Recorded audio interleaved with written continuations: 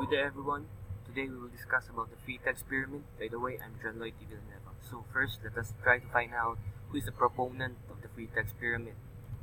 So he is no other than Mr. Gustav Freytag, a 19th century German novelist who saw common patterns in the plots of the stories and novels and developed a diagram to analyze them. He diagrammed a story's plot using a pyramid. So this is the plot, the model. It starts with the exposition, followed by the rising action, the climax, the highest peak of the story, that's why it's on the top of the pyramid, falling action, and lastly the denouement. So the exposition. The exposition sets the scene. The writer introduces the characters and setting, providing description and background. Rising action. Something happens to begin the action. A single event usually signals the beginning of the main conflict. The rising action is sometimes called the complication. Climax. The moment of greatest tension in a story. This is often the most exciting event. This is the event that the rising action builds up to and that the falling action follows. Falling action. Events happen as a result of the climax, and we know that the story will soon end. Lastly is the denouement.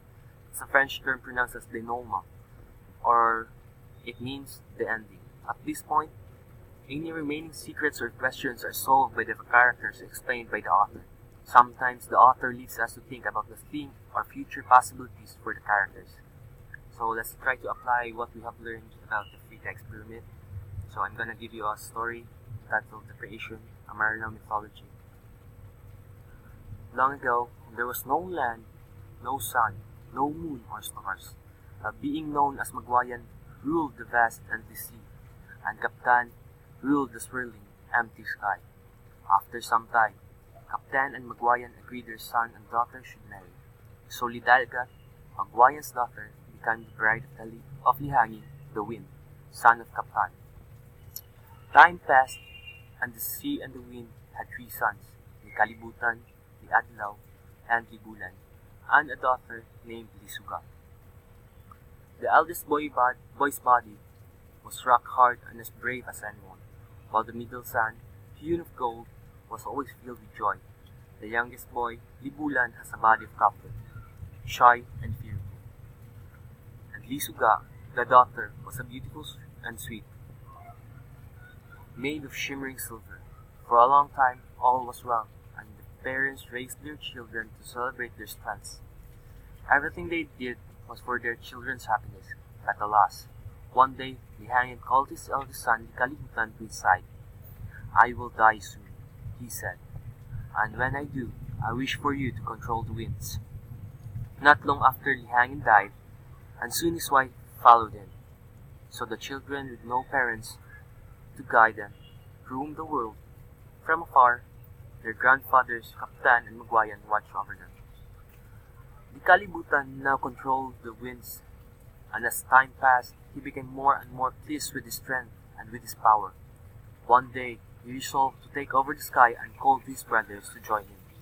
"We are the young ones, and it is we who ought to control the sky," he said. Liadlaw shook his golden head. "My brother Kaptan is our grandfather. He has always cared for us. He is in control because he does not compete for power." But Likalibutan did not listen. "You are showing weakness. Be brave and proud and strong. It's time for our grandfather to give over the sky to us." Liadlaw did not wish to anger his brother, and so he looked at Libulan, wondering what his sweet brother would say. Libulan, as usual, bent to his brother's will. "Likalibutan is older than we are," he said. "No doubt he is wiser too. Our father would have not given him power over the wind." So Liadlaw agreed, and the three young men rushed at the sky, pounding at the gates that guarded the entrance. But those gates were stronger than 10,000 men, and no matter how they pushed and pulled and struggled to open them, the gates would not budge. Finally, Likalibutan, in great fury, unleashed all the force of the wind. A moment later, the gates exploded wide open, and Kaptan stared at the sight of the young man he called his grandsons invading his world. "What's this?" he roared in anger. The young men were terrified by the rage they saw in Kaptan's eyes. So terrified that they turned to run away. But Kaptan did not let them escape. He cast 3 bolts of lightning after them. The first bolt struck the weakest of them, the Bulan, dissolved his body, melting into a huge ball of copper. A second bolt struck Liadlaw from behind, and he melted into a vast ball of gold. The third bolt struck Kalibutan, and his rocky body burst into pieces, dropping bit by bit into the vast and empty sea.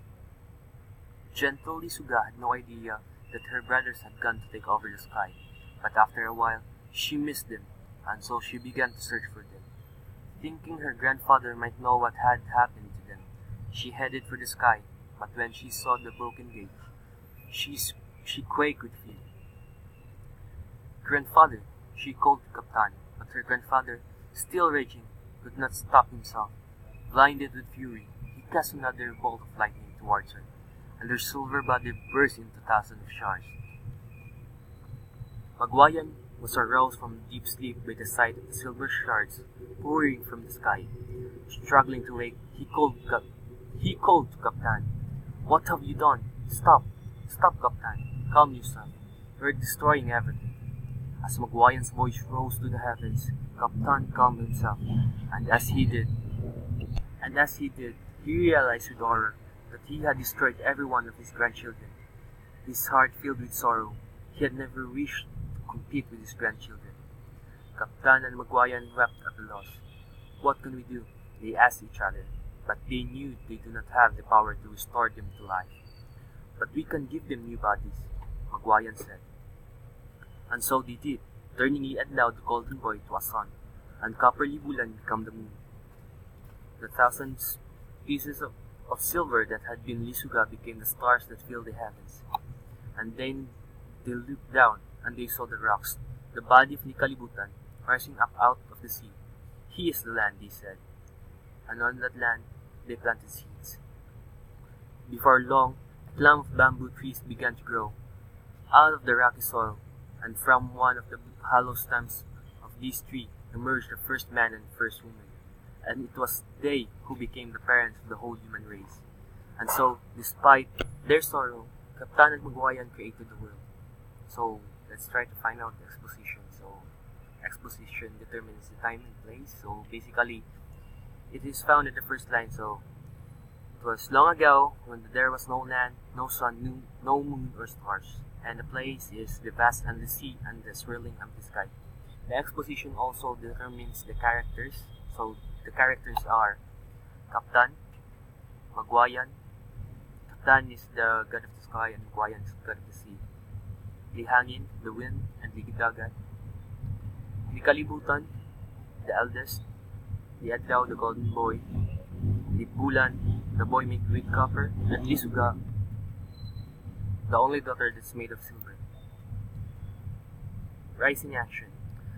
Kalibutan now controlled the winds, and as the time passed, he became more and more pleased with his strength and with his power. One day, he resolved to take over the sky and called to his brothers to join him. So basically, it's gonna start a rebellion. Kalibutan's going to start a rebellion against his grandfather to take over the sky. Rising action time. The climax. The 3 young men rushed to the sky, pounding on the gates that guarded the entrance. Out of rage, Kaptan cast 3 balls of lightning that hit them, seeking for her brothers. Libulan went to the sky. There he saw Kaptan, blinded with anger. He cast another ball of lightning towards her. Falling action. As Magwayan's voice rose to the heavens, Kaptan calmed himself, and as he did, he realized with horror that he had destroyed every one of his grandchildren, his heart filled with sorrow. Lastly, the denouement ending. Despite their sorrow, Kaptan and Magwayan created the world. That would be all.